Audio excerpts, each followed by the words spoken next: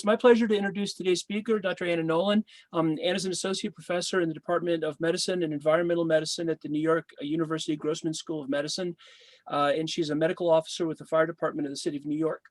Her work focuses on lung injury, among other things, where she's explored predictors of lung function loss in firefighters who never smoked cigarettes using the World Trade Center Exposed Fire Department of New York cohort. This cohort follows 13,000 firefighters who worked in the World Trade Center during the 9/11 attack. So I've never worked directly with Anna, but I find myself standing in front of her posters every single time I attend ATS, because her lab has done groundbreaking work linking inhalation exposure, metabolic syndrome, inflammation, and lung diseases, which has really helped me with my work in COPD. So please join me in welcoming Dr. Nolan, whose talk is titled Particulate Matter Exposure and COVID-19, Unraveling the Relationship of Lung Disease and Metabolic Syndrome. Thank you. Welcome, Anna. Hi all, how are you? Thank you for that great introduction and for the invitation. And we do see each other often at ATS and our work does overlap. And I find myself looking at your group's work also because your cohorts are much larger. And as you have also noted in many of your papers, there's a lot of overlap between both particulate matter work, exposure, and associated lung disease, and the complications related to being overweight and having high BMIs and such, and the eventual loss of lung function. So today's, oops, let me see if I can get my slides to move. There we go. This is a bit of an overview slide, which all of us can appreciate, both from the perspective of your groups out there and over here in the city that was exposed to the Trade Center particulates. I've recently updated this to also include the wildfire smoke exposures that are occurring on the West Coast.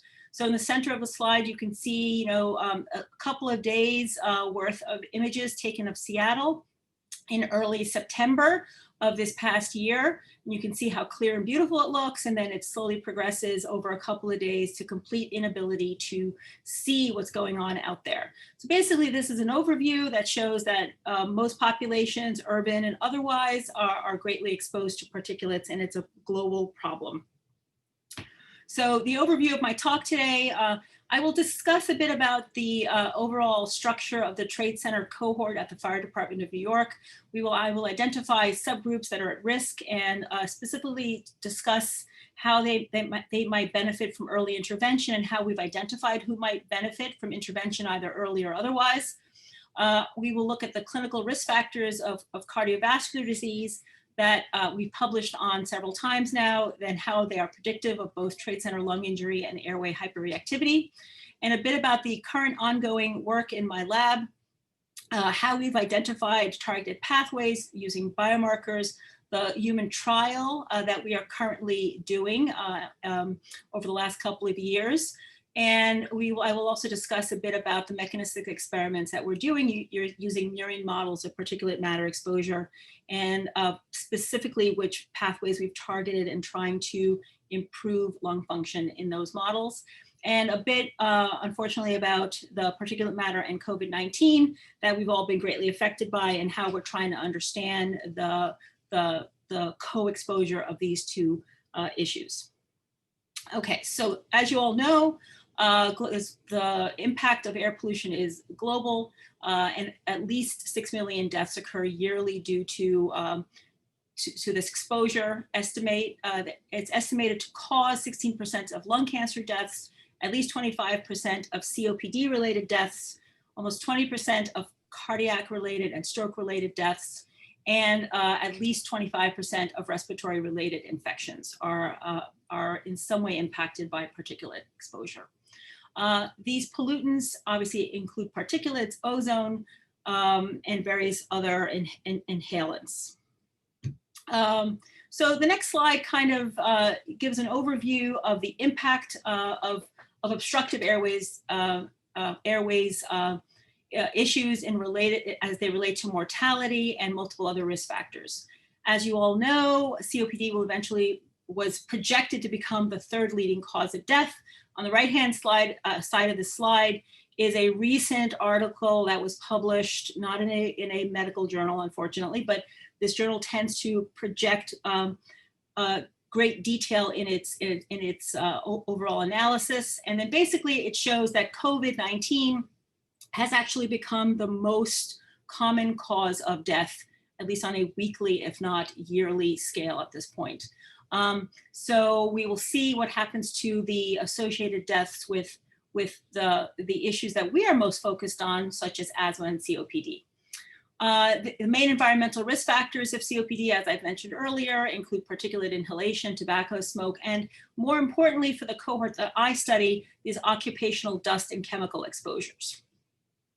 And we've all noted that everybody who's exposed doesn't necessarily behave the same way in what kind of outcomes they have. So it's a key issue trying to identify who's most affected and who will actually develop lung disease. So we've decided to take various methods, various omics methods, looking at biomarkers, genetics, metabolomics, and try to understand who's at risk and how we can best treat them.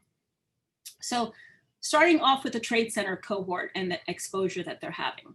So as you know, this occurred back in 2001 and over 10 million tons of material was actually exposed to the inhabitants of the area and the first responders. So the concentrations of particulates are far above what people normally see. They range between 1,000 to 100,000 micrograms per cubic meter.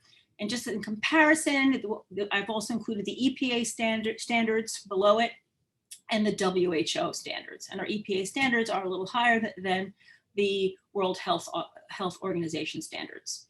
And it included silica, plastics, fiberglass, asbestos, heavy metals, and it was caustic at the time of the initial exposure with a high pH, and it caused an acute mucosal inflammation.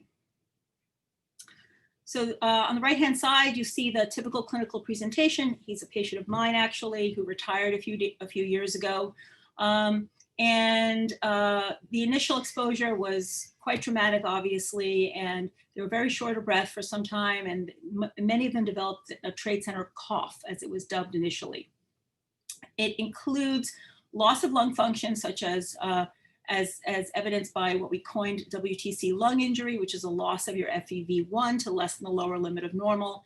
Airway hyperactivity and interstitial lung diseases such as sarcoid and fibrosis were also seen. Cancer, reflux, sinus disease, obstructive airways disease, and mental health concerns have also been noted to be associated with trade center exposure. And as I mentioned, the first clinical presentation of this was this trade center cough. About 3% of the cohort initially was written about in this article published in mid-2002. These subjects were unable to work, and they received a complete lung function testing. They had dyspnea, reflux, cough, and nasal congestion. And there was a drop in their FEV1, and their CAT scan did show evidence of air trapping and bronchial wall thickening. So I identified that there was a great clinical need in these patients. Again, this is a picture provided by the same patient of mine. And we wanted to identify subgroups that were at risk for lung disease. We wanted to also identify subgroups that may benefit from early treatment to prevent disability, if not for the cohort at hand, but for future exposures that might occur. And both these objectives can be met, we felt, by identifying biomarkers of risk. So the basic overview of how the cohort is monitored. It includes having pre-9/11 basic lung function, basic clinical lab tests being done. And as part of their employment at the Fire Department of New York, they have to meet certain criteria to be hired. They can't have airway reactivity. They have to be overall healthy within the proper weight limits. And then every 12 to 18 months, they're required to have a physical.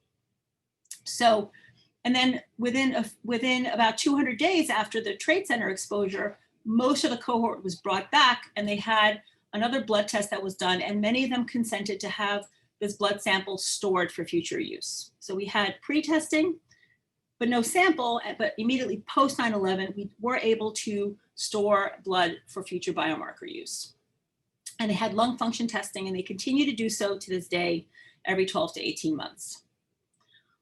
So they're a very ideal cohort to obviously do biomarker discovery on. And as I said, the serum was sampled within 5 months of their trade center exposure. About 8,000 of these individuals have samples that are stored. And we've had this comprehensive longitudinal cohort database on over 12,000 individuals with their clinical findings and serial lung function testing done. And they've been followed for almost 20 years now. It'll be 20 years this coming September. And they do often come back for the studies that we're doing. So we have a high recall rate. So first we noticed that they were losing their FEV. This was published in 2010. And they were obstructed. There was a loss of FEV1. There was air trapping seen on their CAT scans. They were quite symptomatic. So pre 9/11, 3% had an FEV1 less than the lower limit of normal.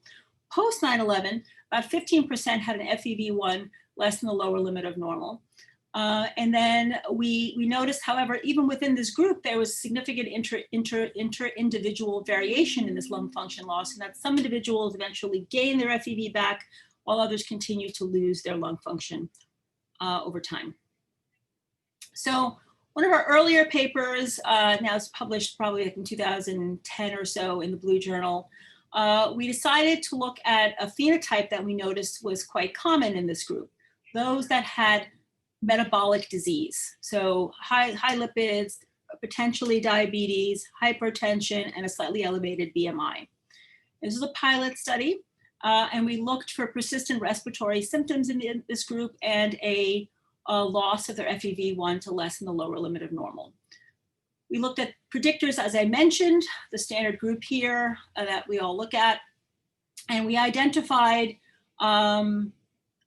about 33% of the group that we were looking at within this pilot group that had this phenotype of trade center lung injury, and compared them to a control population out of a case cohort control that we developed. And we saw that the independent risk factors to this loss of lung function included having a glucose above 100, greater than or equal to 100, and then this profile of a low HDL and a high triglyceride. And for those individuals also that had an elevated heart rate greater than the median of the cohort control that we were looking at.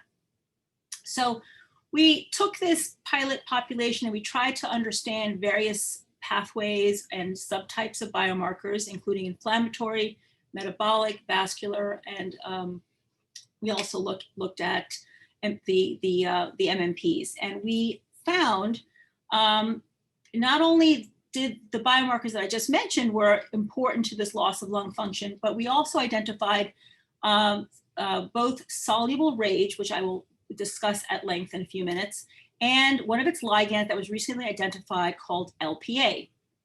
So our subsequent work is focusing on metabolic and vascular markers of lung injury. More recently, along this pathway, so once we identified that MET-SYN was really important to loss of lung function, we obviously tried to get funding, and we have a collaboration with folks at Mount Sinai also, who are looking at a similar population. Although they're not first responders, they're common folks that were down at the site for various reasons that were exposed to the same particulates. And we wanted to see if we could validate many of the findings that we had previously identified. So we've recently published 2 papers with that group. One of them looked at vascular changes and reduced FEV1, specifically looking at the CT findings, the pulmonary artery to aorta ratio that one of our earlier papers identified as being related to this loss of lung function. And similar to our paper, they found that the odds ratio was 1.63 of individuals with an FEV1 less than the lower limit of normal as having this increase in their PAA. Similarly, although we focus on FEV1, we know there are many other lung function measures such as FVC and FEV1 over FVC. So in collaboration with this group, in their population of over 10,000 workers and common folks that were down at the site, they looked at FVC and trade center exposure. And they found a couple of interesting thing in their multivariate analysis that was adjusted for obesity and other medicine indicators, that early arrival at the Trade Center site was significantly associated with low FVC among men specifically. So our population has primarily male patients. So they were also able to look at female patients. And that longitudinal FVC rate of decline did not differ by Trade Center site arrival time. So we were able to validate some of our findings. So a brief summary of the early work that we did was Trade Center PM exposure caused lung injury. Symptomatic subjects had a predominant FEV1 loss with obstructive physiology. Biomarkers of inflammation and metabolic risk predict this loss of FEV1 to less than the lower limit of normal. And specifically, findings of biomarkers predicting loss of lung function, such as dyslipidemia, RAGE, LPA, which binds RAGE, and BMI, raises the possibility that irritant exposure and dyslipidemia and medicine itself interact and promote lung injury. So that was what set us off to our next few years of work. Just to remind everybody what medicine is, it's a clinical diagnosis. It consists of having 3 of the following 5 clinical findings. So having an elevated BMI or increased circumference, waist circumference as per these findings here, having a high triglyceride, low HDL, insulin resistance, and or hypertension. That's defined here. So our next hypothesis was metabolic biomarkers can predict future loss of lung function in Trade Center exposed firefighters. So we had this little pilot study, but we wanted to go further and look at the larger population. So in late 2019, before everything changed, we published a few papers basically looking at could we validate the medicine biomarkers of Trade Center lung injury over 16 years now. So the early study ended at 2008. We looked much further and we looked at a much larger group. And we also looked if these same biomarkers could predict airway hyperreactivity, because we knew there was an entire other subcohort that we really haven't looked at yet. Those individuals that didn't necessarily lose their FEV1, but developed this airway hyperreactivity phenotype. So this is a bit of an overview. So by the time we did this study, there were still about 10,000 people that were still consenting to us looking at their biomarkers. We included those individuals that had a normal FEV pre 9/11, and we excluded individuals that were not firefighters. So we excluded EMS. There was a very small population of females that were still consented. We excluded those. And we wanted their serum samples drawn before the Trade Center site closed. So like May, June of 2002. And then we excluded individuals that lacked a full set of information we're looking at. And it left us with a little over 7,000 individuals. And we defined them as whether or not they had developed lung injury as defined by their FEV1 at least twice, okay? And then we compared them to those individuals that never had a loss of lung function and had a FEV1 at the end of the study that was still greater than LLN. So we found a few things. We found that first of all, there was an exposure gradient, so that those individuals that were present in the morning of 9/11, so had the most exposure, were present during the time of the building collapse, that everything occurred before noon, had the highest exposure and had the highest risk of developing a loss of their FEV1. People that were ever smokers also had a higher risk. And then in comparison to those individuals that had 1 versus 2 versus 3 characteristics of medicine, those individuals that had 3 or more of these characteristics had the greatest risk. Okay, so similar pattern as what we saw before. We then moved on to looking at airway hyperactivity, same basic cohort, plus minus a few. And then this time we looked at 2 types of airway hyperactivity, both having a bronchodilator response and or having a positive methacholine. And we use that as a very broad characteristic. So anybody who had a change of their PC20 that was 16 or less. So, and to be a firefighter, you cannot have a positive methacholine at any time point in your career that is there with you.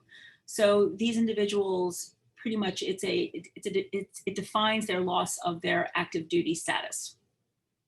And we compared them to those people that never developed airway hyperactivity. So negative methacholine and a negative bronchodilator, or a negative bronchodilator. So these are our findings. They were published maybe a month or two after the other paper. At least 2 medicine risk factors had a greater than 65% increase in the risk to develop airway hyperactivity. Being present the morning of 9/11 increased the odds of airway hyperactivity by 2.24 times, whereas being present in the afternoon increased the odds by only 1.76 times. Smoking was not significantly associated with developing airway hyperactivity in this group. So this led us to have multiple questions, which we've been trying to answer, and we have a paper that's currently under review. Now, the population has been expanded to include initially all 13,000 or so, and then we looked at the 12,000 that were enrolled in the Trade Center Health Program. And then we're back down to the baseline cohort, a little over 6,000 individuals. And we updated our databases from the fire department. And we basically identified almost 1,500 individuals that had an FEV1 less than the lower limit of normal at least once, and compared them to those individuals that had their FEV greater than the lower limit of normal at all exams. So never had it less than that was abnormal. And all models, again, were adjusted for smoking, race, age, exposure, and were assessed. So the questions we had were as follows. How do different components of medicine affect the severity of disease as assessed by longitudinal measures of lung function? For this, our biostats collaborators used linear mixed models. The next question I posed to them was, what is the estimated risk of medicine exposure and smoking on time to development of lung injury? And we wanted to calculate the proportional hazards for this. And then we used a combined linear mixed model and proportional hazards models in a 2-stage model. And we tried to understand, can recovery from medicine reduce your risks of lung injury? Because overall, we wanted to provide some therapeutic measures for these patients.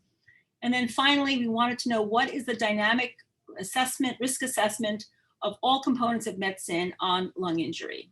Is one more important than the other? We had all these questions that we've been trying to answer. And having 20 years of data was really important to try to answer these. So there's a whole paper that's currently under review, which would take a whole hour to discuss. So I'm just gonna give you the high points of our findings.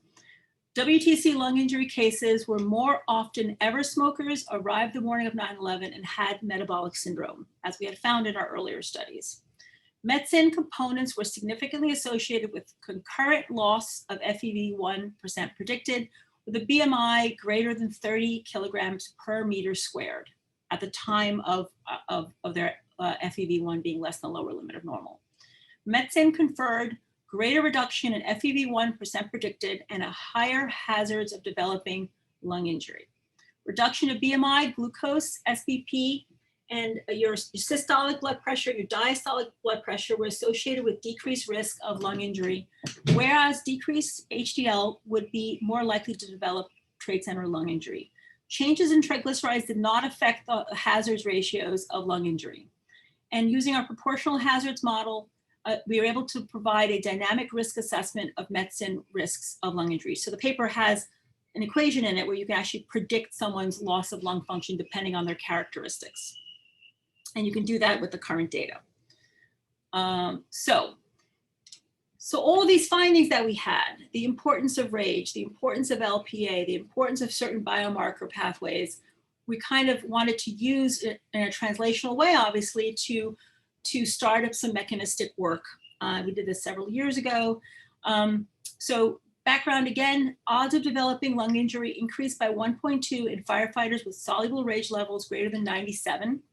And for every 10 micromolar increase in your LPA, the lysophosphatidic acid levels in your serum, which can bind RAGE, The odds of developing lung injury was estimated to be 1.13 times larger, respectively. So mechanisms of lipid-induced pulmonary inflammation are poorly understood, and lipids and their metabolites, because LDL oxidation leads to LPA, a link to pulmonary inflammation and airflow obstruction is what we're trying to focus on.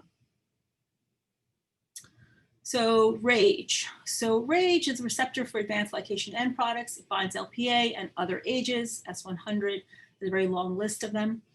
It mediates the inflammatory cascade and metabolic disorders implicated in lung cancer, fibrosis, and lung injury. Expressed in high amounts in the lung overall. Alveolar type 1 cells, epithelial cells, alveolar macrophages. The highest amount of RAGE is in the lung overall. So your group and others have looked at SNPs of RAGE. The earlier work published in 2010, 2 papers, these were 2 genome-wide association meta-analyses using CHARGE and Spirometa, identified loci associated with FEV1 and FEV1 over FVC. These are specifically single nucleotide polymorphisms at the RAGE locus were the strongest predictors of lung function in these 2 large studies. And moving on to the work of your group, specifically, you looked at 32 SNPs and 17 genes identified both in these prior groups and included several other things you were interested in. You looked at 4 case control studies, and the list is of which groups you looked at: the first 1,000 subjects in COPD gene, case control cohort from Norway, Eclipse, and cases from the NET trial, and compared them to controls from the normative aging study. You found at least 3 loci that had SNPs associated with COPD susceptibility. That's the focus you were looking at, and specifically Asia did pop up. That is the gene specific to RAGE. And this was at the 6p21 locus. So moving on to more clinical stuff that kind of links ages, RAGE, and loss of lung function. So one of the things we were looking at is, so we had this mouse model, we identified RAGE being important. We had the data in the firefighters that identified RAGE as potentially being important, at least associated. We then wanted to develop some kind of therapeutic trial, a dietary trial is what we're trying to focus on, because that's one of the grants we were trying to write and get funded. And specifically, we wanted to get data from the fire department questionnaire that the patients take on a yearly basis, to try to understand if their diets, if their consumption of AGEs had anything to do with their loss of lung function. So we did a prospective survey at the fire department. We incorporated a 16 question questionnaire about diet. It was a prior validated tool, and it had to be short because they answer hundreds of questions on a yearly basis. So we couldn't put a large FFQ, a food frequency questionnaire, in there for them to do. And this tool called REAP-S estimates the typical intake of fats, cholesterol, sugar, and meats. And through REAP-S questionnaire, we were able to obtain this valuable dietary and nutritional data on this cohort to try to understand how pulmonary and vascular health correlated with their overall dietary intake. So we deployed this March of 2018. We extracted data July 17th of 2019. Papers accepted. I just have to do a little galley work. And basically, the study cohort consisted of 4,015 patients. And we looked at ever developing obstructive airways disease. And for this, we kind of combined having either an FEV less than the lower limit of normal, and or having either a positive bronchodilator or evidence of a positive methacholine. So any kind of definable lung disease based on those criteria, and compared them to individuals that never developed any of those measures that I mentioned. So we had a participation rate on the questionnaire, about 50% of those individuals that took the questionnaire in that year and a few months. So we found a few things. This is comparing your REAP-S characteristics based on this questionnaire, and we subcategorize them as low nutritional, having a low REAP-S number, moderate dietary type, and high quality diet, having the highest REAP-S score, which is split up the numbers evenly. And we basically, all models were adjusted for age, and smoking, a diagnosis, exposure intensity, and job description. We saw that moderate nutrition was not a significant predictor of having ever developed any kind of trade center associated lung disease. Smoking was also not a significant risk factor, but having a low dietary habit as defined by your REAP-S was associated with a 2.25 odds of developing either airway hyperactivity and or WTC lung injury. And then we specifically looked based on the answers to the questions that were most linked to age abundant food. So fried food, processed meats, meats in general.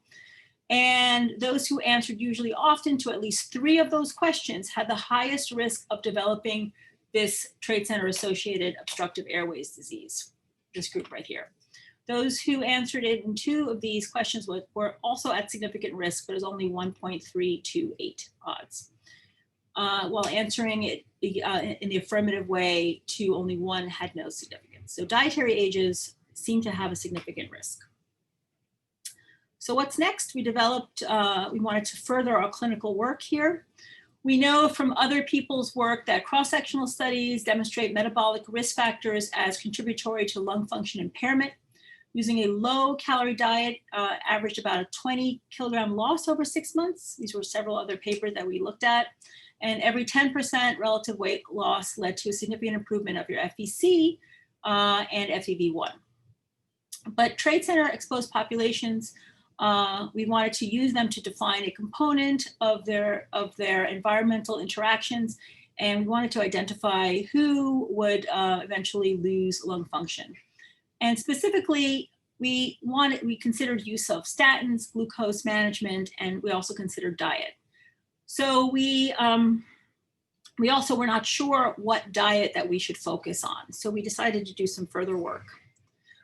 So this is an overview slide of what we have. It's a little blurry. So basically we have the clinical observation. We have the ability to do all sorts of stuff. We were developing our methods to do very large data set analysis. And then we also have an active group that deals with mouse models of trade center lung injury. We can do cell culture. So we wanted to combine this and try to further our understanding. So we specifically looked at their metabolomics. So because that is probably the thing closest linked to your dietary habit. And we wanted to see if we can integrate their metabolomic profile with other molecular data and identify key pathways that would help us understand lung injury in this population. And to specifically look at what diet we might use. So in a very small population, we had a little bit of pilot funding. We looked at a subpopulation of the individuals that had the earlier multi-biomarker panels that were done. And we performed this hypothesis generating metabolomic profiling on these serum sampled within 6 months post trade center. And we wanted to understand if metabolic health and its impact on lung disease was a significant area of interest in this population. So we looked at 15 cases of lung injury versus 15 in the control population. And we knew that we had a very large data set here, and we wanted to minimize any kind of false discoveries, and we wanted to try to understand what was going on here and get a little bit of usable data. And we wanted to optimize the analysis of this large data set, and we looked at machine learning actually for this. And this we felt would allow us to unmask metabolites that appear significant, that may not appear significant on their own, but in a relationship with other metabolites, we were able to identify potential patterns that might be interesting to us. We chose random forests. We felt it was, based on our understanding of it, unbiased, performs well in data sets with sizes similar to ours, was non-parametric, and rarely overfit our overfit data sets. So this is a large ensemble of trees, basically, that is created to allow us to classify subjects. And we looked at their the outcome that occurs once you do a random forest gives you what's called a mean decreased accuracy. And this allows us to basically narrow our focus to only the metabolites most important to what allows us to differentiate class association. Are you a case or are you a control? This came out blurry too, sorry about that. Of 580 metabolites we identified, 29 of those were most important to to class, to had the highest mean decreased accuracy. So if you remove them from the model, basically there was a decrease in their ability to predict was the greatest for those metabolites. And the prominent subpathways we identified included things like lysine and polyunsaturated fatty acids. So things that are found in fish, nuts, lean meats, and beans, amongst other things. So we were funded actually to do a randomized clinical trial to try to understand if providing a technology-supported behavioral intervention that targeted calorie restriction and eventual weight loss following a dietary pattern that was high in fish, olive oil, like healthy fats, and healthy meats. So we titled it Firehouse Trial, Food Intake Restriction for Health Outcomes Support and Education. So we powered it to a BMI change of 1 to 2 BMI points, and we also had secondary outcomes such as your metabolome, your genome. We also obtained their samples to look at various secondary outcomes, and lung function was also measured. And we did the list of secondary outcomes is listed right here. It was a 6-month intervention. Everybody got a baseline and had to come back 6 months later after they were randomized to get follow-up measures of all of these things. Okay. So as part of the intervention group, you met with a person who specialized in intervening as per our protocol, and they underwent at least 14 video-based programs, which they had access to at any time during the study and still continue to have access to post-study. It was technology supported. They had apps that were put on their phones. It was a low-calorie diet that was advocated. And as I mentioned, it was powered to achieve a change in BMI of 1 to 2 points. So we actually achieved significance thus far and stopped enrollment. But let me just go to the data here. So we actually signed, about 100 patients signed consent. The pandemic kind of got in the way of our final enrollment process, but we knew it was about to happen, and we knew this population was particularly at risk because of their lung disease and because of their characteristics that qualified them for the study were also risk factors to developing and acquiring COVID. So we enrolled everybody that we could, and then everything was done remote after that, right? So all the patients were seen remotely. And we had about 40 patients in the low cal med arm finally that went through with the whole process, and 40 patients in the usual care group, which was just, your standard, the doctors that saw them basically provided them with what was a healthy diet to do. And there was no significant follow-up in the usual care arm. And we were able, once we had reached, once enough patients came back for the 6-month follow-up, we were able to look at the data, and the delta BMI is here. In the low cal med arm, they had a delta BMI of 1.9, while in the usual care, it was 0.63 units of BMI, and that the p-value for that was 0.000. So we're now in the process of looking at their metabolites, microbiome, all the other secondary endpoints we're looking at. And there are a few patients that are finishing up the 6-month intervention, should finish soon. So we should be able to publish this in the near future. So now to the mechanistic part of this. This was all clinical up till now. So we wanted to understand the mechanism and develop a targeted treatment. So RAGE, as I said earlier, is important. We think it's important. And RAGE is required for LPA-induced lung function decline was one of our hypotheses we wanted to start studying. And that particulate matter and LPA co-exposure promoted greater inflammation and loss of lung function than either stimulus alone. So in collaboration with the folks up at Sterling Forest, which has now been moved into the city, another division at NYU, we developed a trade center particulate matter model in a mouse that they had published on earlier also. The mouse has to aspirate the particulates after and then basically you can wait 24 hours, 1 month, as many months as you want post-exposure, and you can expose them multiple times. For the purposes of the work we have published, it's a single exposure, a high intensity exposure of at least 100 micrograms per mouse. And then they can basically undergo lung function measures using a FlexiVent. We can also measure their response to methacholine, histology, cardiac puncture can be done to collect their blood samples. BAL can be done. And more recently, we've been looking at echocardiograms of their heart and their vasculature to try to understand the more significant effects of particulate matter exposure. So we published this, I think maybe 2 years ago or so. And we specifically, in collaboration with Dr. Anne-Marie Schmidt, who provided us RAGE knockouts, we were able to look at exposure, short-term acute exposure of trade center particulates in a wild type mouse and compare them to same background AGER knockouts that she provided. And they were co-housed and they were also litter mates. So basically, trade center particulate mice had a decreased FEV1 and methacholine reactivity after 24 hours, wild type mice. So you can see here, they dropped their FEV and their methacholine dose at which they had a PC200 was also much lower after particulate matter exposure. So as opposed to in humans where we measure a PC20, in a mouse, we look at the doubling of their R value. Oops. Okay, and then compare them to the RAGE knockout. So lack of RAGE was protective, both from a loss of lung function and airway hyperreactivity at this 24-hour mark.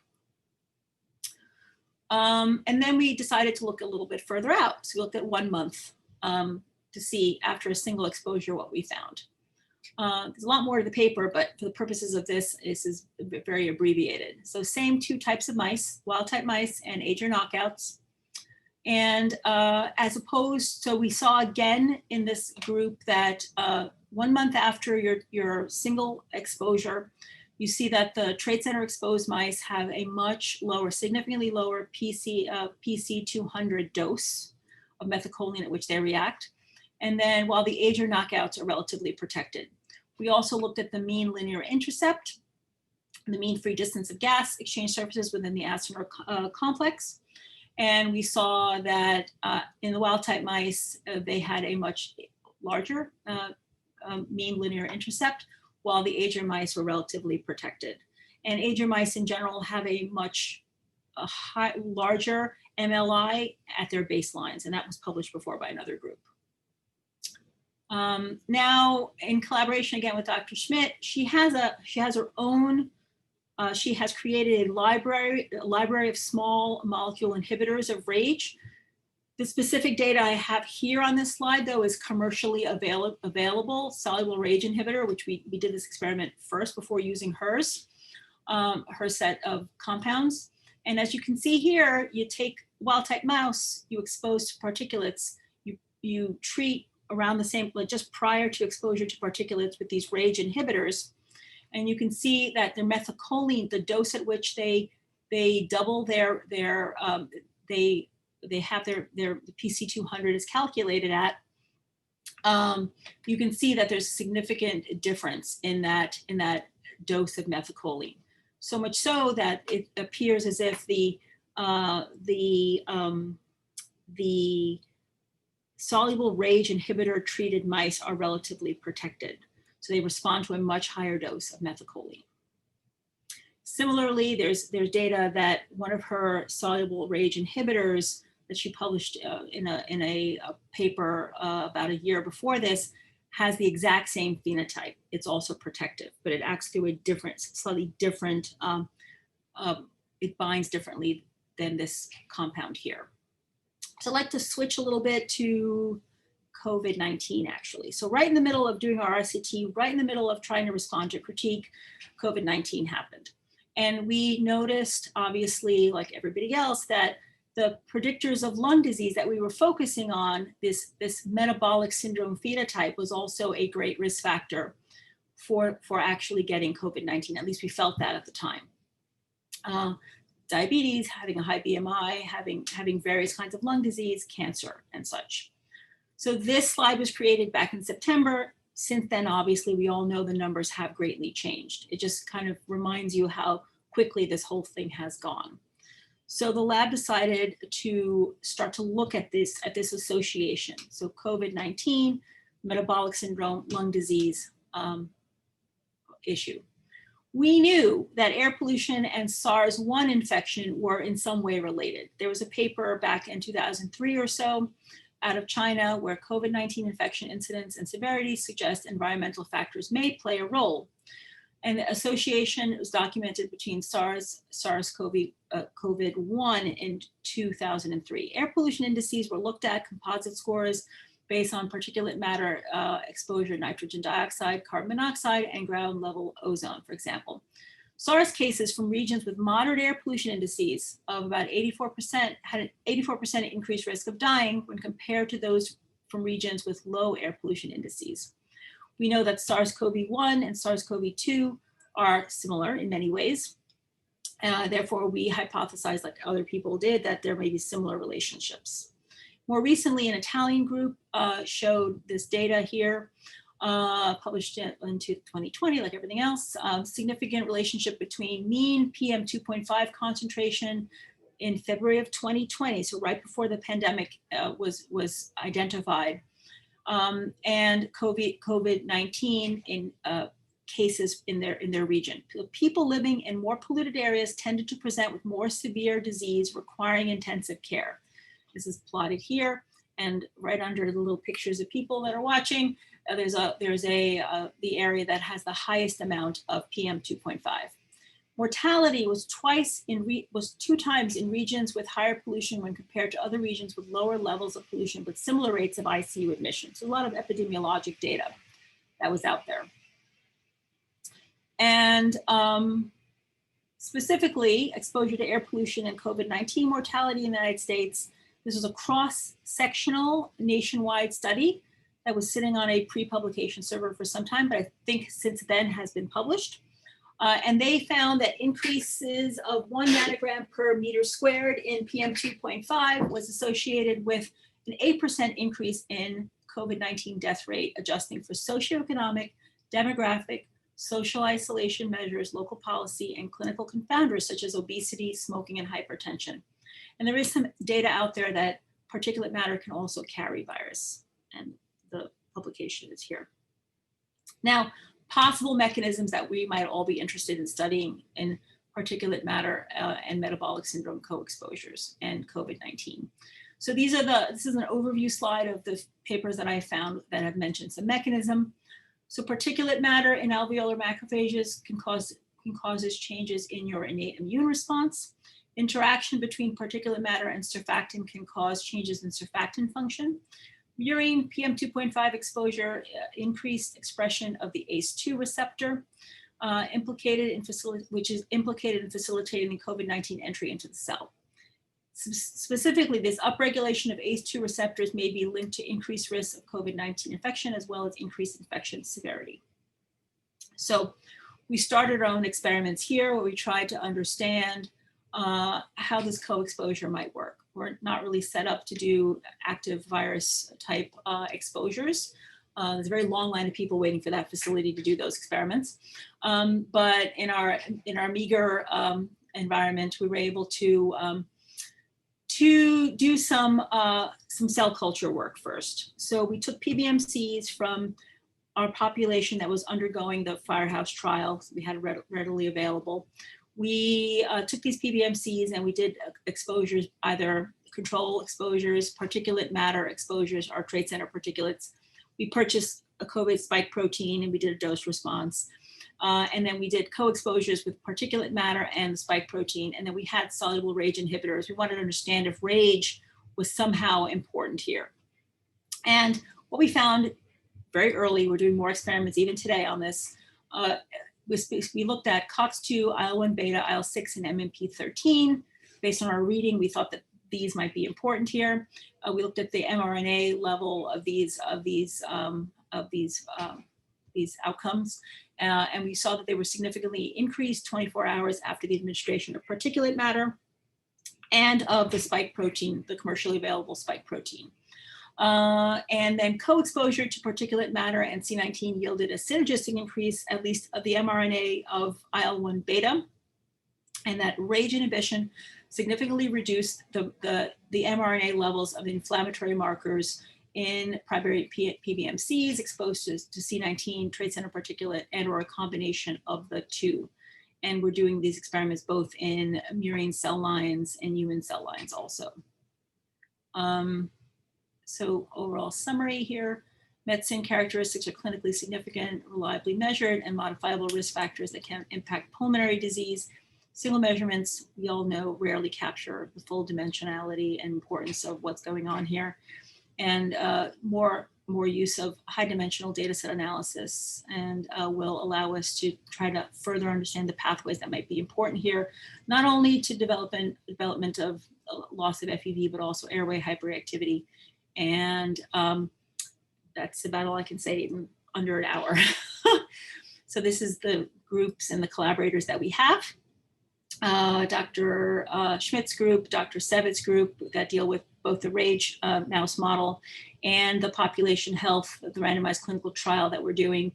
Biostats, Dr. Liu, more recently, Dr. Kalman and Dr. Kirsch dealing with the COVID-19 co-exposures, and the Trade Center group over at the Fire Department of New York, and all sorts of other folks. And a slide made by my group, because this greatly affected all of us. So they felt important to make this. Questions?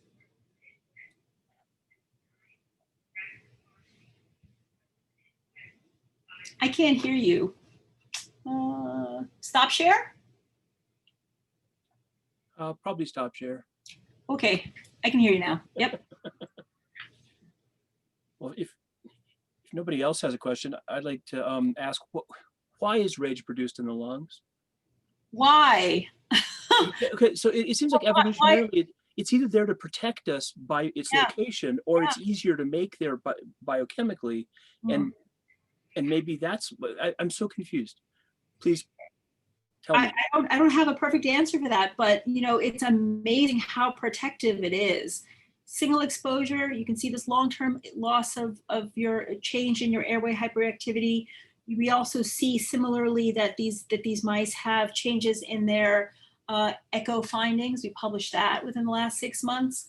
And then a single dose of RAGE inhibitor, and they're protected. And many other groups have looked at this. And it is a complex multi-ligand receptor, and it seems to affect all sorts of things, cancer, sepsis, you name it, it's out there. I don't have an answer as to why the lung, no. The phylogeny of it, or the, that's an excellent question, but it seems rather powerful there, yeah. Hi, this is Nicole. That was a fantastic presentation. Thank you. My brain's gonna explode. My interest definitely with the RAGE and the metabolic syndrome. I'm always thinking about stress. And I'm wondering if you were able to account for that and see any changes in level of stress, you know, especially with the World Trade Center and how that affects our physiology and response, and then if there were any racial differences you noted. Racial differences. So the fire department cohort is rather limited in diversity. That is changing over time, but that does not change the original cohort that we have. It's limited, it's 97, 98% Caucasian. So I don't have the answer to that. Now the stress hormone thing question, I did toy with early on. And there is a whole other group at the fire department that looks at, you know, psychological tools, questionnaires, and depression and such. And that would be something that we could look at. I haven't necessarily looked at cortisol. I have some preliminary data there that I did a few years back, but nothing more than that. But that's something, of course, that we should look at. As for the mouse experiments and the rage levels that we see there, all of those experiments are controlled for, and that everybody is exposed in a similar way, and even the control populations have to aspirate a similar volume of saline. So there's controls for that, but in the human population, stress obviously exacerbates all sorts of clinical signs and symptoms and perception of symptoms. But in relation to rage, I don't know. Yeah. Mm-hmm.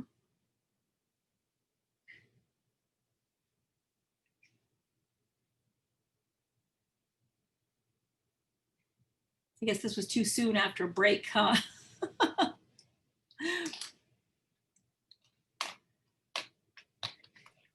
But so is there a marketed rage inhibitor? Yeah, there are several. This ZPS or FPS ZM1, you buy it from like Sigma. Yeah. And there's some clinical trials out there that have looked at trying to inhibit rage, I think for Alzheimer's disease and a few other things. So those papers are out there. And from those prior studies, we pretty much saw that it really doesn't have a toxicologic downside. Like, so you can use much higher dose than we did even. So yeah, it's amazing, right? Because we were leaning more towards trying to treat the metabolic syndrome and considering putting people who don't have diabetes on metformin. Because we have mouse models that show it inhibits emphysema formation in an emphysema model mouse. So we were that's what we've been toying with. It's really interesting to think, you could add rage inhibition to that. Yeah, so the inhibitors that Dr. Schmidt has and has provided to us, they're associated with DIF1. So we also showed in one of I think the paper we published in the Red Journal that DIF is upregulated.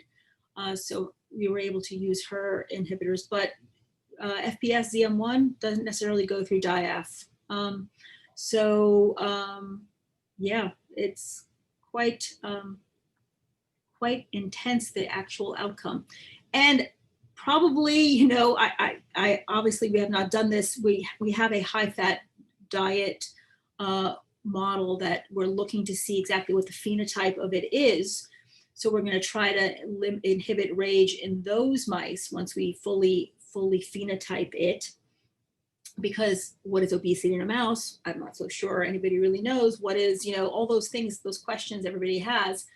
But in that setting, we do see that they do have a much worse than additive effect on lung function changes after particulate matter exposure. So that I can tell you we do see. So it's more than additive. And then we haven't done the soluble rage inhibition in that mouse model yet, but that's something to do. Somebody in the chat asked, are there groups studying rage in Forest Service firefighters? The firefighters that I use? The Forest Service. They were asking if anyone was trying rage inhibition with that exposure. I have been contacted by some other fire departments and like wildland firefighters and open land firefighters, but we haven't set up a formal collaboration with them. These firefighters are all New York City fire department, so they have an internal attack strategy. They do some open land fire work, but the vast majority is in buildings. No. Okay, thanks.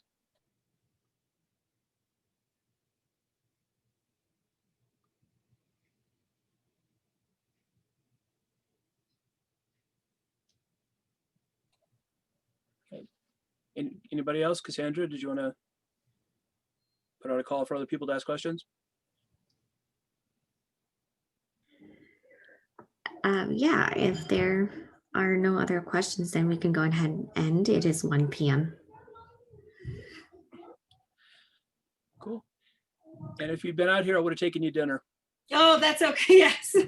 I don't think I'll be flying.